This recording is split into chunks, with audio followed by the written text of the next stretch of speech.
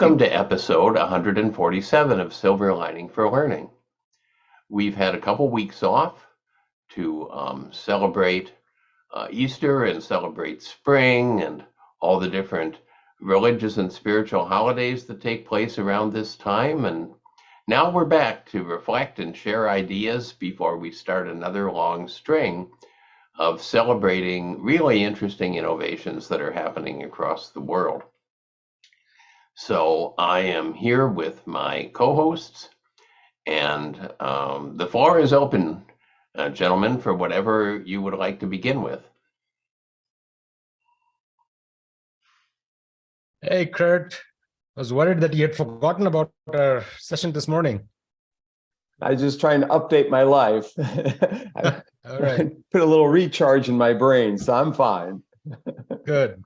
So I think, before we started the episode, we were chatting about GPT. So it seems to me that that is a topic which is on everybody's mind, broadly, this issue of AI and large language models.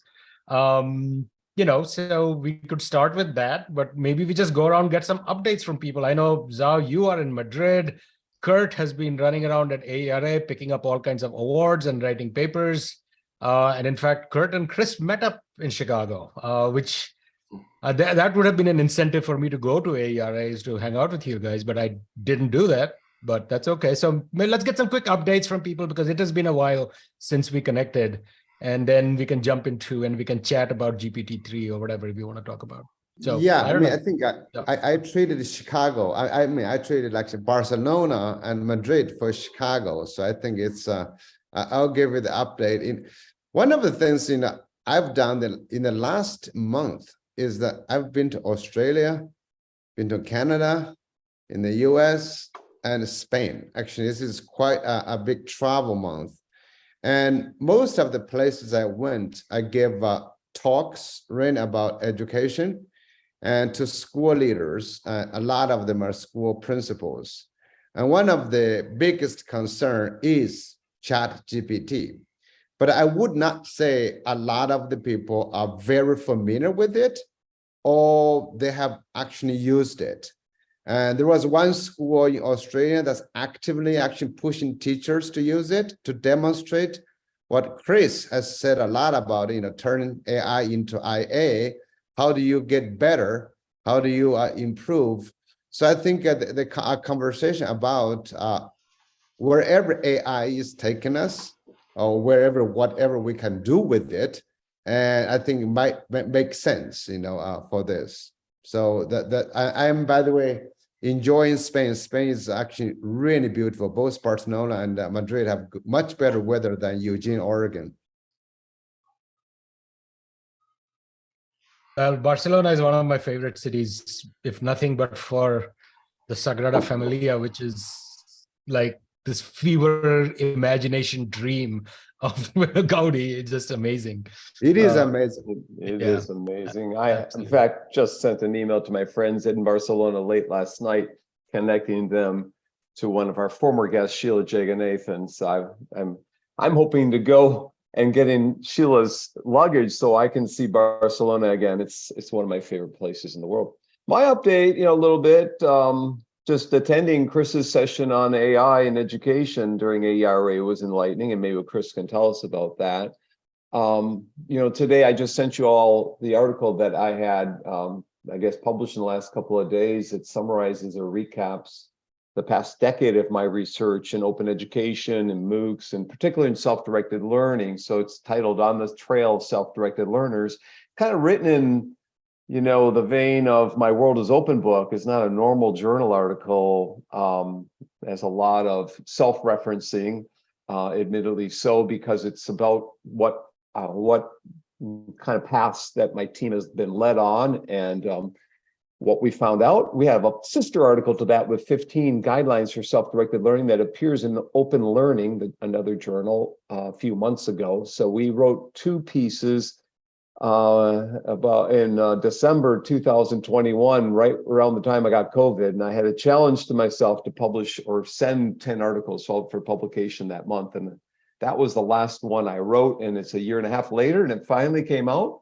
It's in Xiangyu Chen's journal, the journal you all published in. So I tried to be like you guys and publish in that journal, but it just took a little longer, and the article's a little longer. But if you notice the second article in that Review of Ed website from ECNU, the second article is called Unlocking the Power of ChatGPT, a Framework for Applying Generative AI in Education by two professors at the University of Hong Kong. And it takes a more positive slant on the potentials and possibilities for AI in education. And we might entertain maybe bringing one or both of those people in to chat about their article with us. You know, it's not a deep article, but I just printed this out 5 minutes ago. So I can only tell you, basically it covers the benefits of AI, chat GPT and generative AI, key issues, ethical issues, applications in education. It has a little framework in the middle of the piece about outcomes and ethical considerations and evaluating effectiveness and so on. So it seems to be something everyone could read and readily find something to resonate with and something to adapt and use within their classrooms. So it's, I think, really meant for people applying to their actual classroom settings. And again, this is ECNU, East China Normal University Review of Education. It's an open access journal, so it's the kind of the, not flagship, but it's affiliated with our podcast show in some ways, because the editor of the journal is one of the co-founders of Silver Lining for Learning. So any of our listeners who are interested in getting that article, do just type in ECNU Review of Education, and you should be able to get both that article and my article on the trail of self-directed online learners. I also had a piece accepted yesterday in my Duolingo research, because I know Young is kind of interested in that. It was accepted in computer-assisted language learning. And so that will be coming out soon, Young, and I can send you that as well. I'm rewriting a second piece on Duolingo for Recall Journal. So one's in Call, the second one's hopefully going in Recall. My team actually is doing, well, I should say I and one of my team members are doing a presentation Wednesday for George Mason University, summarizing our research on self-directed learning over the past couple of years. We have 4 studies. One on our Duolingo research, interviewing 10 people around the world who are using Duolingo to learn languages. A second study on the Nepali kids, which you are all aware of, those Nepal kids learning from MOOCs to learn English and learn many other things. The third study we've done is interviewing South American MOOC instructors on how they foster self-directed learning in their MOOCs, or could in the future. And the fourth study is on tango dancers, believe it or not. Tango instructors and students directed their learning during COVID, during the pandemic. So all 4 studies will intertwine. I'll present that as the first GoTech Fellow for George Mason on Wednesday morning. Tomorrow night, I'm presenting to Thailand on online pedagogy, on integrating technology and education for students of Songkla University in Hatcha in southern Thailand. I'm apparently visiting professor from the US. I don't know how that happens, but now apparently you can be a virtual visiting professor. So a lot going on here besides grading and reading dissertations and whatnot. So Chris, you might want to chat about all that stuff, that all the teams and what they're up to. You can't do it in 2 minutes, but you can give us kind of a brief update. Well, I was at the American Educational Research Association meeting in Chicago. One of the reasons I was happy to be there is that I'm chair of the dissertation committee for one of my doctoral students, Eileen McGivney, and she received the Division C Outstanding Dissertation Award, which we were both very pleased about. That's a big division, and it's the teaching and learning division, so it's the one that you would want to get that from. And I was happy to be there with her and take her to dinner afterwards. And it's exciting to see Division C recognize something like that, especially because the dissertation was about virtual reality. So I suspect this is the first virtual reality dissertation that they've ever given an award to. But I also chaired a symposium with 3 of the national AI institutes related to education and a discussant from the National Science Foundation. I'm not going to try to summarize that in the time available, but I will use it to present a theme that we can talk about as we reflect. And that is that it was really nice to see an event at AERA where people were building on each other's work in a way that you could be confident that you could come back a year later, they would have built on each other's work, and now they would have a new foundation to build on each other's work again. So there's foundational AI themes that run across all of the institutes, and NSF is rightly emphasizing that there should be fundamental breakthroughs in AI that come out of this money, and that each institute can, create to this, to the mix.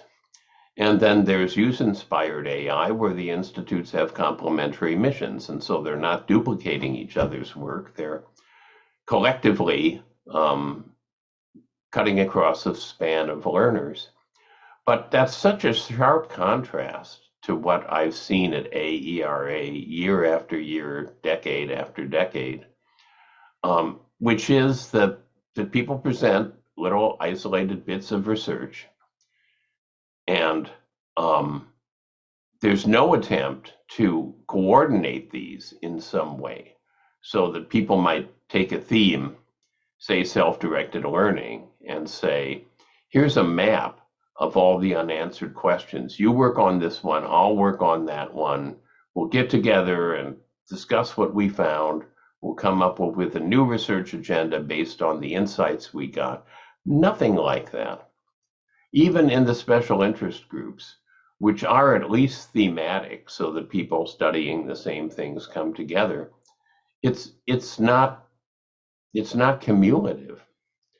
And I spend most of my time at AERA standing in the halls. I think this was like my 40th AERA, so I don't go to the sessions much anymore because I've sort of heard it all. Standing in the halls and meeting people, but when I go to a session, it's these little incremental papers. And I'm just hoping that whether it's through modeling by this National AI Institute program or whether it's through some other mechanism, that we start to interrelate work and move the field forward in its insights instead of just replicating work over and over and over again in isolation. It's a sharp contrast to medicine. I mean, you don't go to a conference on cancer and find everybody doing little research that's unrelated to the other people's research.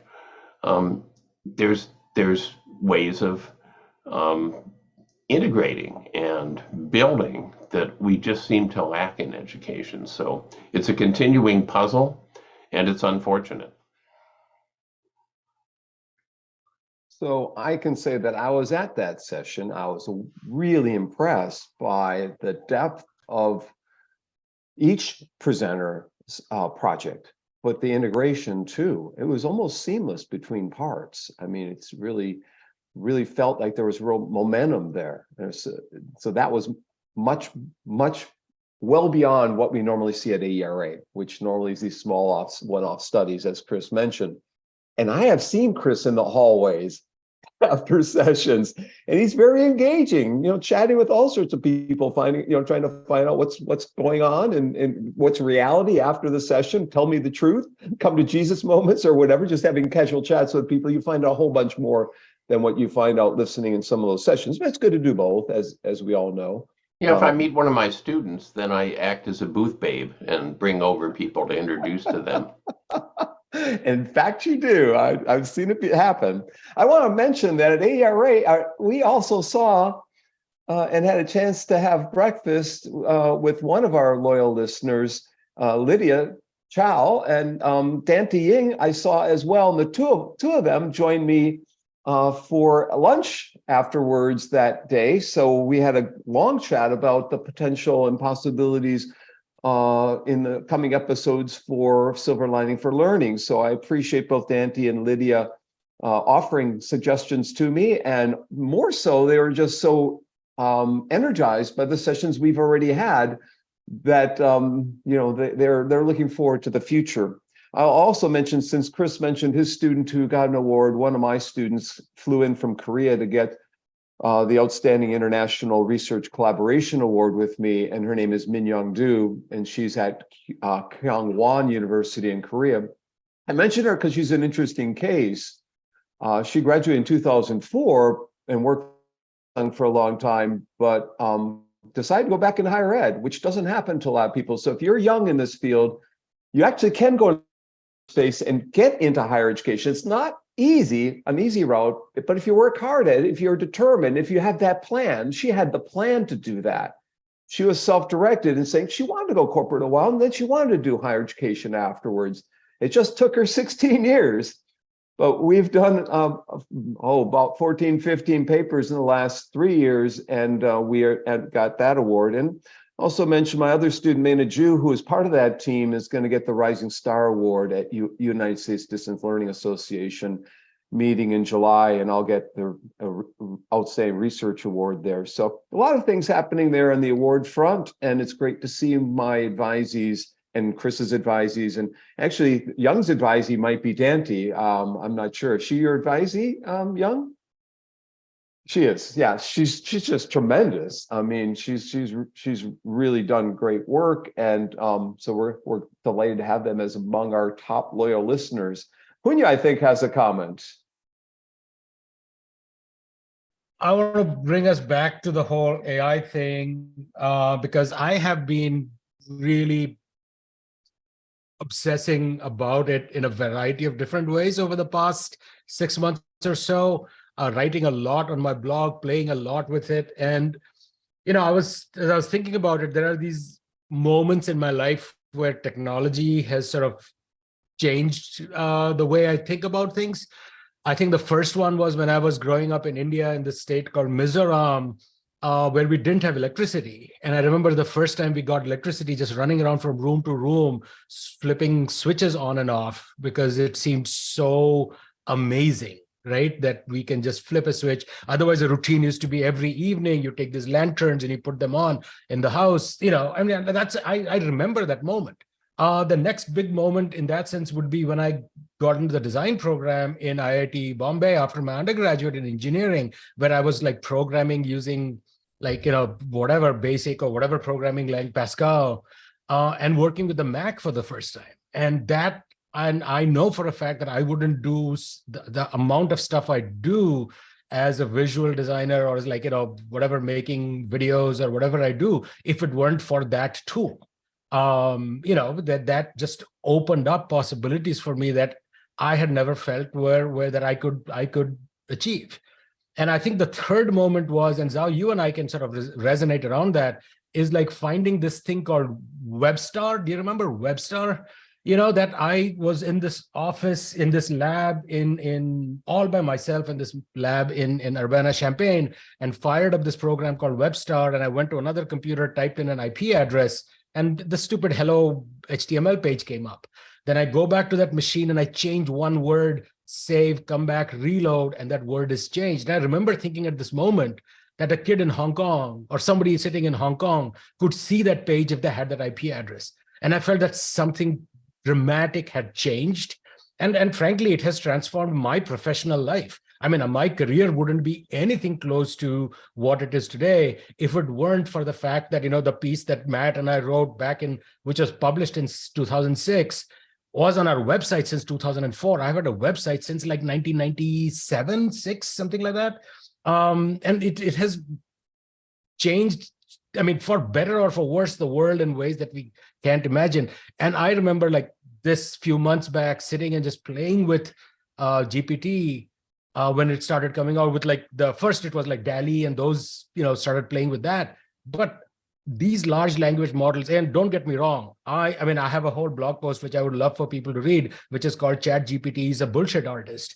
And what I mean by that is Harry Frankfurt wrote this essay, which became a book called On Bullshit, where he talks about that there is this spectrum of truth to the lie, that a liar is still playing in the same playing field as a truth teller. They just have different agendas and they lie in order, but they know what the truth is, while a bullshitter has no connection to the truth. And basically these large language models operate just in a web of words. And that is both their strength and their ultimate weakness. That said, it is the things that I have been able to do, I feel like I suddenly have a superpower that I didn't have before. So I sat down one day and I said, ChatGPT, I want you to write me a plugin for WordPress, which will export all the prose that I've written on my website for the last 15 years. And 30 seconds later, it gave me a chunk of PHP code. I don't know PHP. I can't program in PHP. I haven't coded hardcore coding since, I don't know, in 25 years.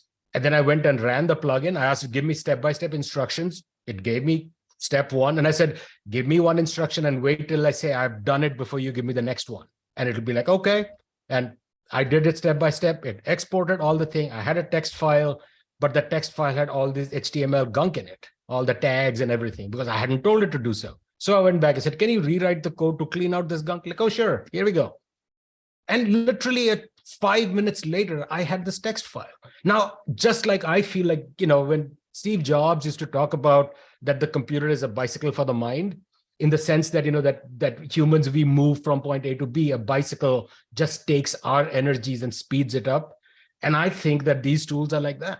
And I think that it's incredibly, I feel the same way liberated that I did when I first encountered the Mac as a beginning graphic designer or a filmmaker, right? That it is giving me powers that I couldn't have had otherwise. It also meant that I made a lot of really bad design choices because it gave me so many options right off the bat, and I hadn't developed my aesthetic sense. I hadn't developed my skill set, but that happened over time. And this is now GPT now, or whatever the version is that goes with the Edge browser and Bard and all of that are now part of my regular workflow. I use it pretty much every day for different kinds of tasks.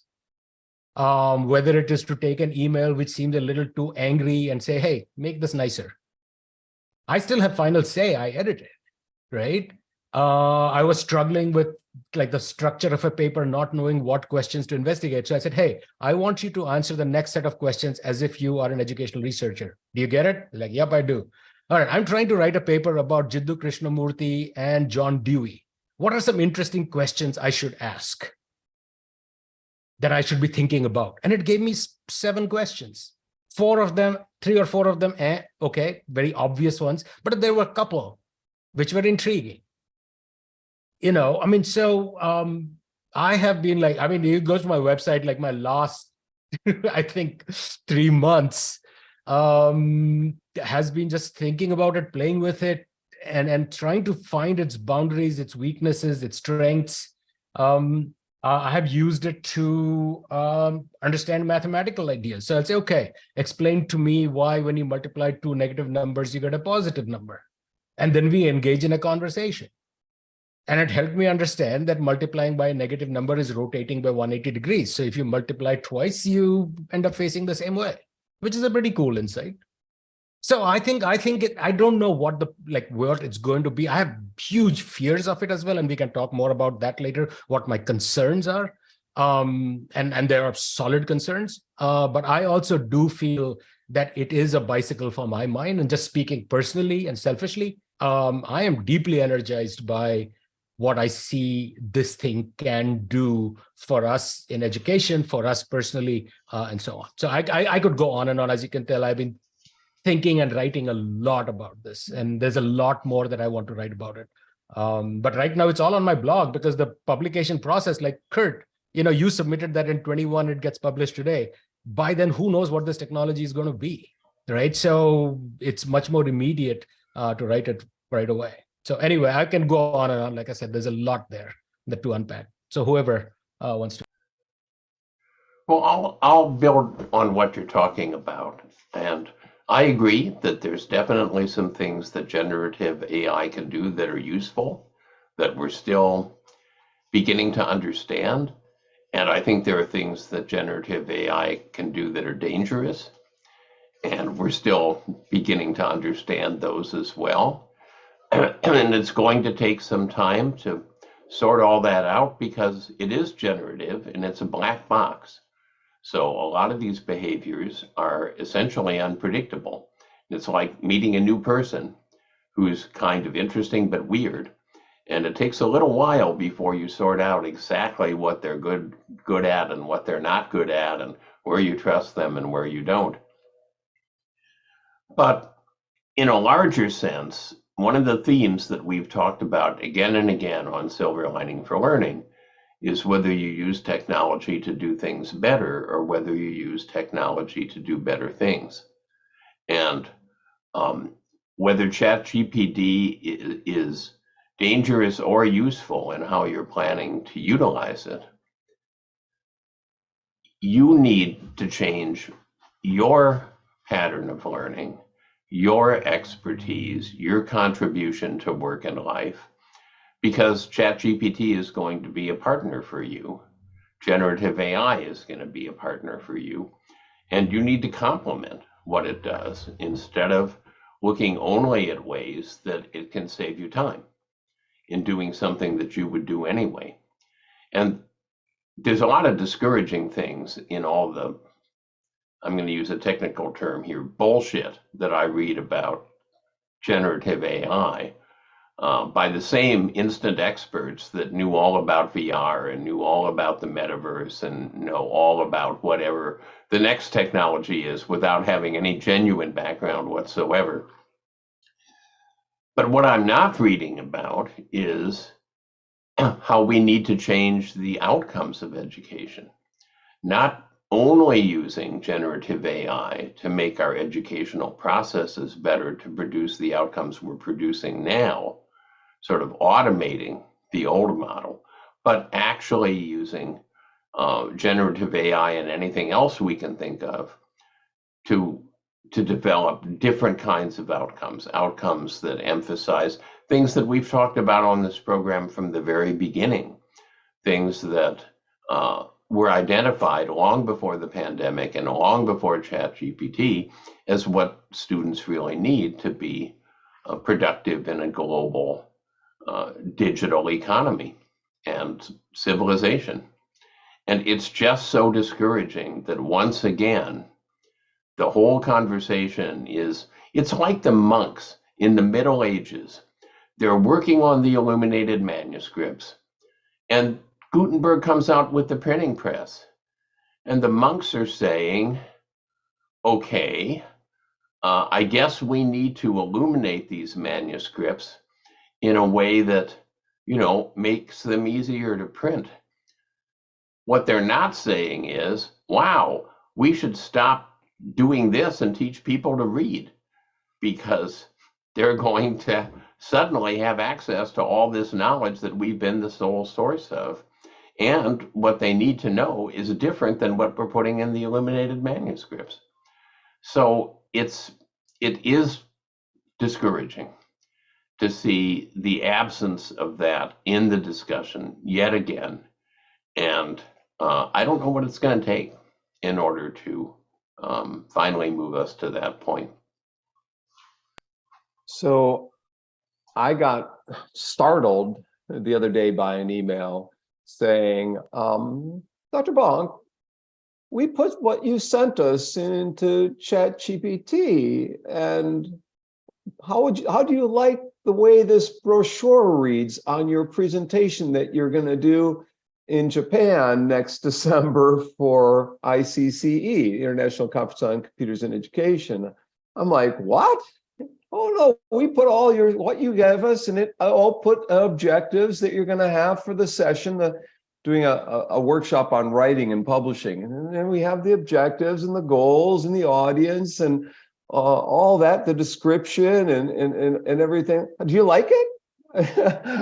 Well, let me read it first, so I'm reading through it. I'm like, wow, so this is the way we're going to operate. We have to start thinking about that.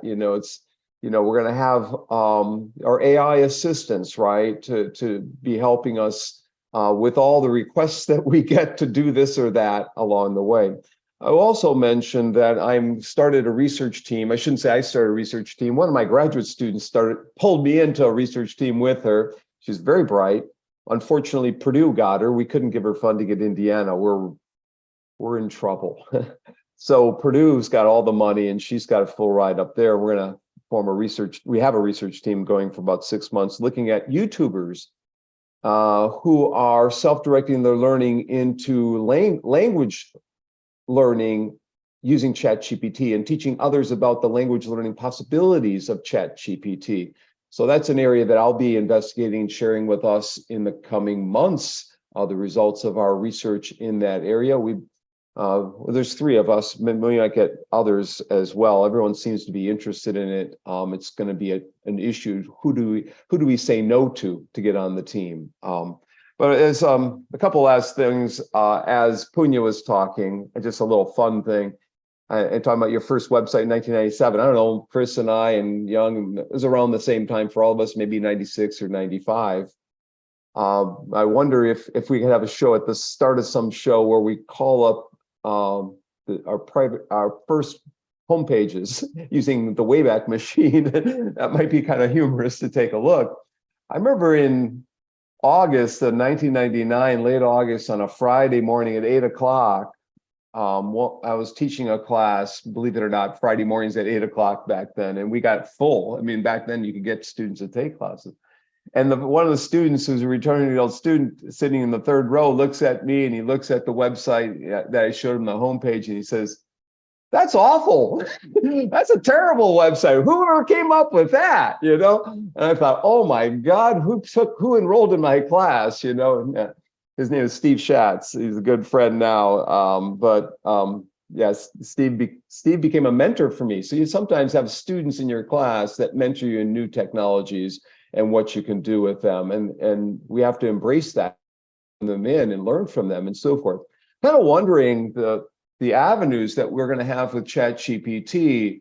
Will they be one-off training sessions or be more comprehensive? Will it be more self-directed? I'm kind of curious what you all think. Will it be like learning spreadsheets and word processors 30 years ago and learning Lotus Symphony or whatever it is that we were learning, Lotus 1, 2, 3 and VisiCalc trainings? Or is it going to be something that's more long-term in nature?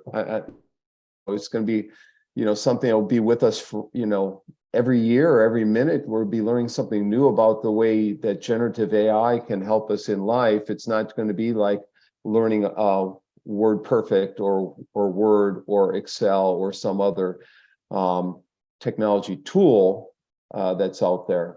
I'm throwing out a lot of BS since everyone's mentioning BS on this show. So anyone want to comment on anything I said or move on? No, nothing. Go ahead, Zhao. Kurt. It's you write too many papers in a month. Nobody can compete with you with that. 11 papers in a month. That's just that's Punya. Maybe you can ask your ChatGPT to do that work. But anyway, with COVID. No, it's just shocking. I can never do that. I can write 11 words in a month, but not 11 papers. But anyway, so Punya, I was really touched by what you said about the power of technology, but also for me, following what Chris was discussing, for a long time, I have really just given up on playing what technology can do for an entire system. When Kurt was talking about, we used to teach basic, we used to teach in all kinds of technology, the Microsoft, the suites and everything. Punya, when we were at Urbana-Champaign, I made some money teaching how to do HTML. I learned it, I taught somebody else, tutor people. So I'm sure there will be new courses coming up about teaching about how to use ChatGPT. How do we do this? My biggest concern actually is how it's going to, like Chris was saying, how it should affect education, affect what we teach and how we teach. Again, we've been arguing this for God, decades. Remember 21st century skills? We talk a lot about, we've been talking about how schools teach things that we don't need and students don't need, but we continue to teach that. That's why all these tools, I was playing with this. I don't know if I got in trouble.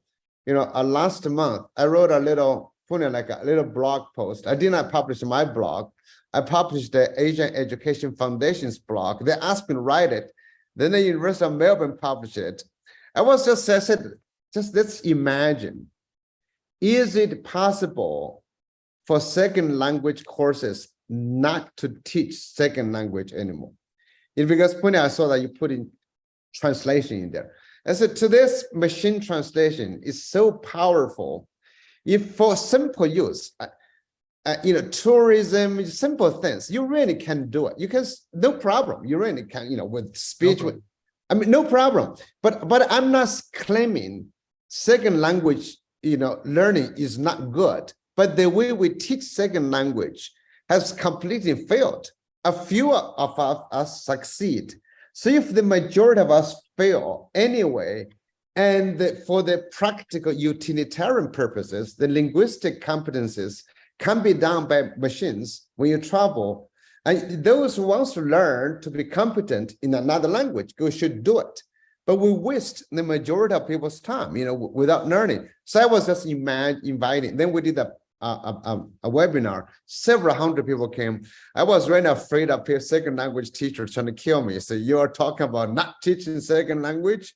So I want to invite all of us to consider, to think about, when Chris was talking about, how we restructure schools, the second, silver lining for learning is really about how do we reorganize education? How do we create new possibilities? And because Pune, the smart things you've done with ChatGPT, I'm sure people, as they say these examples, they'll come up. Very few people taught people how to do Google. Other than if you're fifth grade, we have to force you to teach. But people figure out. We don't teach how to do YouTube, but they do it. So I'm really worried about how personalization. Kurt talked about self-directed learning. How can schools really reorganize?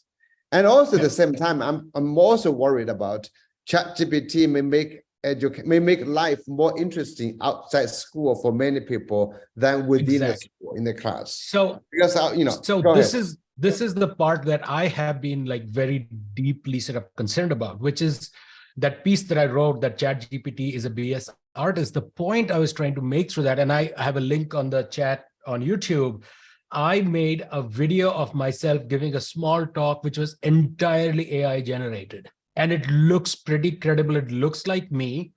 So I had ChatGPT write a little short thing in first person. Then I went to 11 labs and I trained 11 labs on my voice, which, by the way, it transformed and made my voice sound more Western. So there are all kinds of issues of my voice being changed. Okay. But I got an MP3 from there, and then I went to a third website where I just uploaded a photograph of myself, and it made a pretty credible video of me shaking my head, lips moving, synced to that MP3. Okay, now, one way of thinking about it, I can now have ChatGPT give lectures for me. I don't have to prepare lectures because I can just type in the words and the video will come out. But my concern is something else, which is that if we think about what happened when the price or the cost of sending messages across the world effectively dropped to zero, we start getting spam, we start getting scam, we start getting a lot of misinformation, we start getting fake news. Now you have the tools, and it cost me $1 to make, by the way, and took 35 or 40 minutes. That's it. You can go to my website and see that video.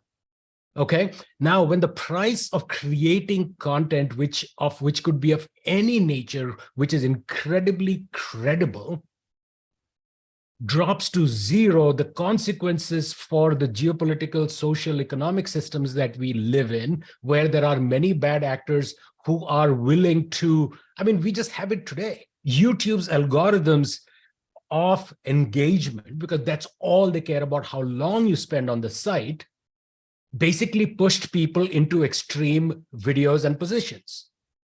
And so now, so that's my big worry. And my thing is that our educational systems are not preparing us to be critical consumers of information.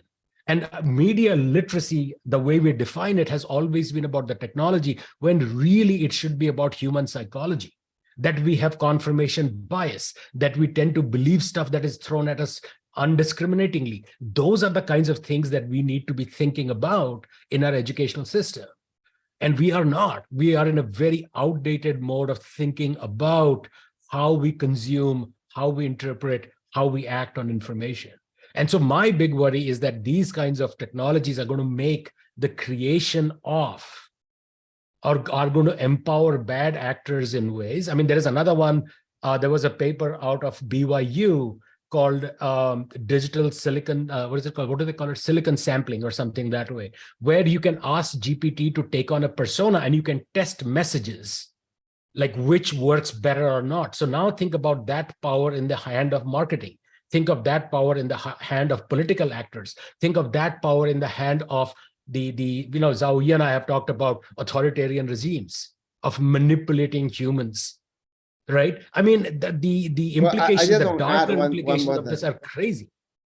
I just want So to add to that. yeah. Go ahead. I just want to add, Chris, I know you want to go, but there's just one thing I want to add to what Punia was saying. In some cultures, some countries, you will have bad actors as government to say, we will control this for you. So in essence, there's the control of free speech and the control of bad messages. So, unless individuals, I always trust the individuals have to develop a competency to understand.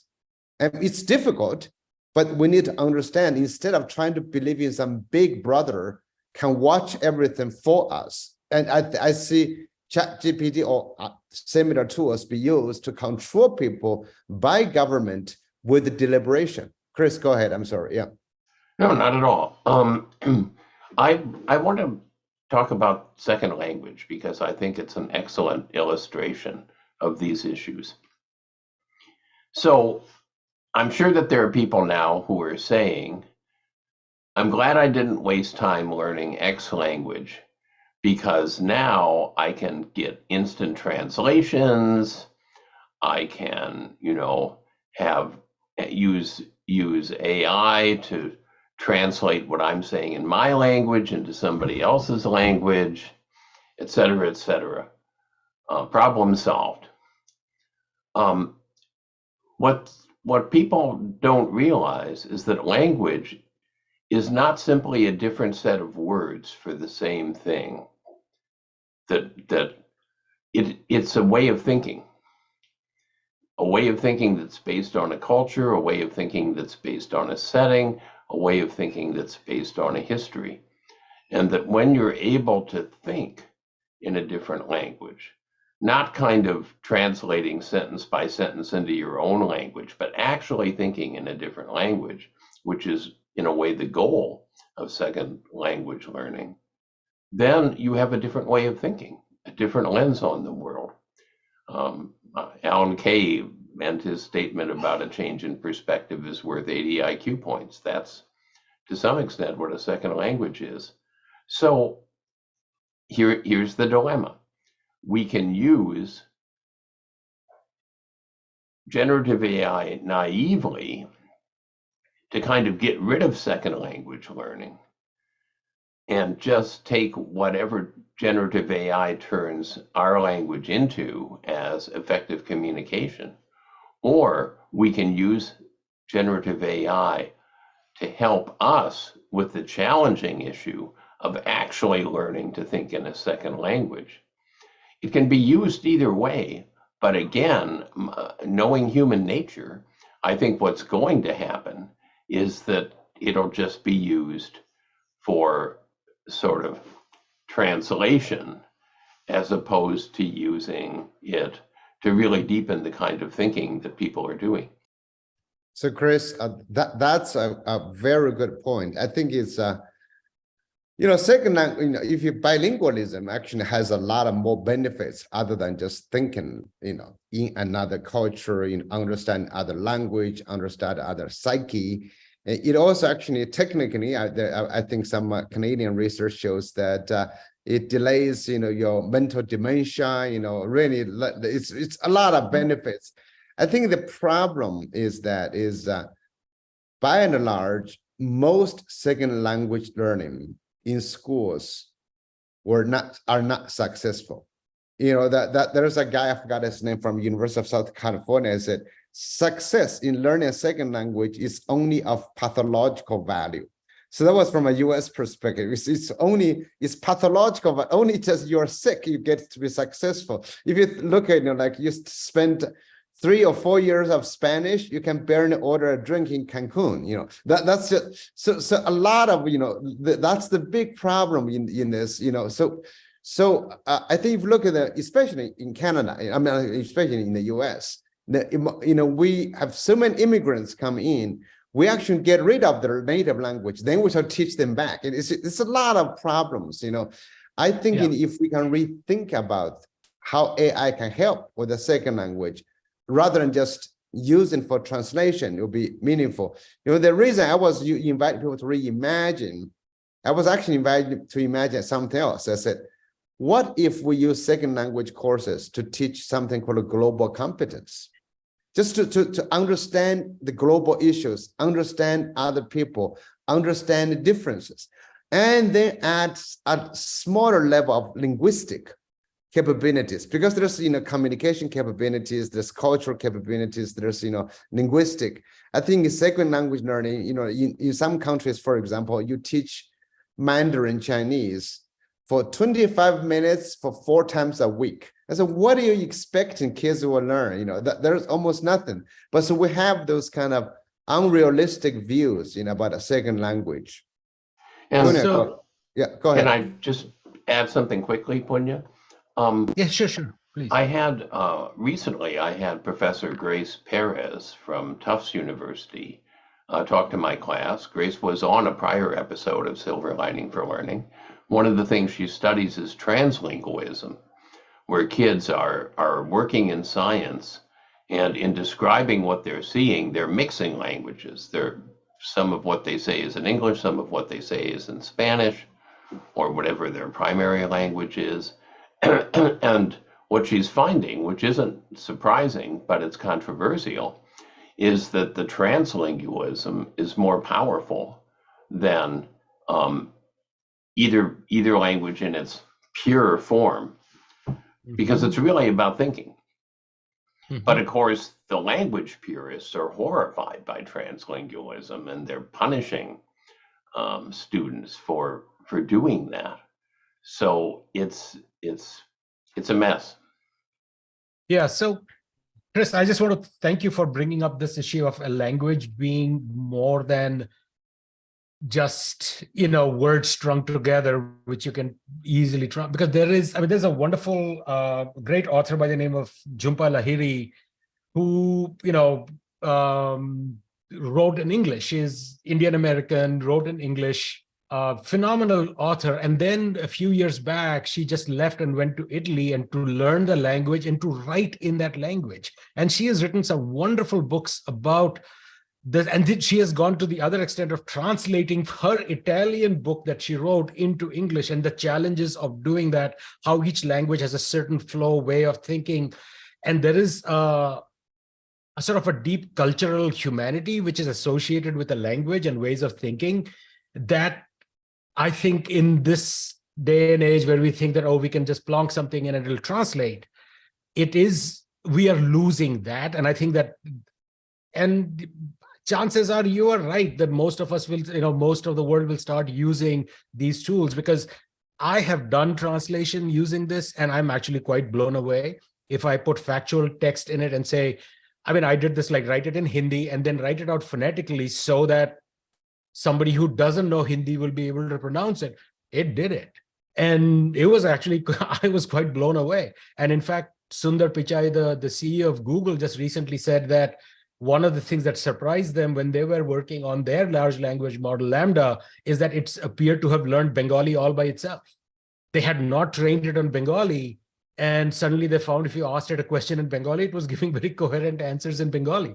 And so these AI systems are going to surprise us in ways that we cannot predict. But I think that the point you're raising about the deep sort of cultural embeddedness of ways of thinking, which is sort of like that translingualism superpower, is something that we risk losing. And that's a very important thing that we have to keep in mind, and not see translation as being a mere replacement of one set of words with another, one set of sounds with another set of sounds, right? There's a lot more to it. I want to mention that all you guys are raising really important points, but Young mentioned the Canadian researchers that have pointed out the impact of bilingualism on knowledge and learning and thinking and so forth. But there's also bananas that we could have that help just as much. I'm just pointing that out. But I want to also point out that when Steve Jobs died on October 5th, 2011, right before that, he said that language translation was basically in the third inning of a 9-inning game. And I kind of wonder what inning we're on now. What Punias is indicating is we're well beyond the third inning. We're not the 9th inning, we're at the 8th inning, but I'd say maybe the 6th inning now, 10 years, 11 years later. And I think that the field of language learning today is kind of really, if anyone watching this who's interested in the field of language learning, now's the time to jump in and get your master's degree or get your certificates, your doctorates or whatever, because it's going to explode. Just like the field of instructional design kind of exploded 3 years ago with the pandemic, or it had been exploding because of online learning for the past few decades, but another explosion happened. So I think that this is a field that's ripe for research, ripe for study in many ways. So just point that out, and I'll continue eating the rest of my banana. But So- I think the big question, we might need a special episode on this, is I would really love to say how we have to get back to the issue, we kept talking about, the name has become so common now, called, grammar of schooling. I during the pandemic began, I said, we may never be able to change the grammar of schooling, but we may have to change the language. That's what I was told. So, because the grammar of schooling, is once you change the grammar, it's no longer schooling. So just imagine schooling as a language. So maybe we have to think about grammar of education. So if you think about how ChatGPT or artificial intelligence or search engines or all the technology tools that you guys have been playing for decades, how we can reorganize schools. I go back again, if it's self-directed learning, but self-directed is truly self-directed learning. If someone tells you what to learn, is that self-directed learning, or can you really direct the learning you want to learn? For example, I can put in, we used to chat about this. We can debate about this. For example, how powerful is curriculum? Should a government, should a school really define curriculum for all students? Should courses still exist in the same way as we've done? If, you're talking about MOOCs. For MOOCs still, course-based, professors still work in the same way. So I think, should assessment be done the same way? If ChatGPT is so powerful, if you give tools to, all of these issues, I think we need to think about how should schools change? Because right now, when we talk about pedagogy, we automatically assume there is a set of content I have to teach. There is a set of students I have to teach. There's some assessment I have to give. We have that already defined grammatical rules for a course, for a program, things like that, Chris, go ahead. I know that we're running out of time, but I have an observation about silver lining for learning. We now have 147 episodes, so that's about 147 hours. And I did a little thought experiment. Let's say that I watch all 147 hours of silver lining for learning. And then I go to AERA and I spend 147 hours in sessions of my choosing. from which experience am I more likely to take away practical strategies for improving education? It's not even a contest. And yet, you know, we still view scholarly conferences as our major source of advancing the field, providing evidence-based outcomes, etc. And I'm so happy we're doing this, because I feel as if it's really a better value in terms of practical, creative ideas than any, not just AERA, but I struggle to think of a conference, including ASU-GSV, which is touted as being so wonderful, but is mainly a self-admiration society. Oh, come on. Than Silver Lining for Learning. What? That's why- You're going to that's why I've defend never been there, ASU Chris. I've never GSV? been there. I'm ready to be struck down by your righteous No. wrath. I'm just messing with you. I actually agree. I actually agree on that. But I've Chris, never been there. Okay, go ahead, Punias. all right. But I've No, never I been mean, I know we're short on time, so I just be brief. But thank you, Chris, for bringing that up, because I was going to respond to make a similar point, which is, you know, Kurt, to your statement about that we need more research. I think that we need, just like Zhao was talking about a new language of schooling, I think we need a new language of research. I think that the research that we do as educators is meaningless, you know, especially at a time when these things are changing so fast. So I remember I was on this panel at Site where people are asking, like, what can we as educators do to blah, blah, blah? My response was nothing. There are too many powerful economic forces at work here. If I have to do one interview to write a paper, I have to get IRB. OpenAI did a global experiment with millions of people with no guardrails. All right. So these guys, and the only reason they did that, honestly, is because they wanted first mover advantage. And they got that. And they're going to get billions and billions of dollars, and everybody's running after this. So what this tool is going to be, how it is going to be used and misused, is going to be out of our control. I just want to be upfront about that. So what it means then is for us to think of ways that we can mitigate the crap that these guys will end up pushing down our lives, and find ways that maybe through new educational systems, maybe through new forms of thinking about the impact of our work on practice, on schools, on teachers, on learners. That's how we need to be thinking about it. I think educational research, the model that we have now, is completely pointless. You know, we have this mix of, yeah, go ahead. Sorry. I can. No, I have to say you're absolutely right, because I want to add another point. This technology changes so fast, and it's like a reciprocal relationship with the user. So it changes so fast. And if you run education experiment in school, if you hold ChatGPT 3.5, boom, 3 months later, you get a different version. It changes so fast. It is absolutely right. So anyway, useless. Sorry. Or philosophers of education. We need more historians of education, because they have perspective.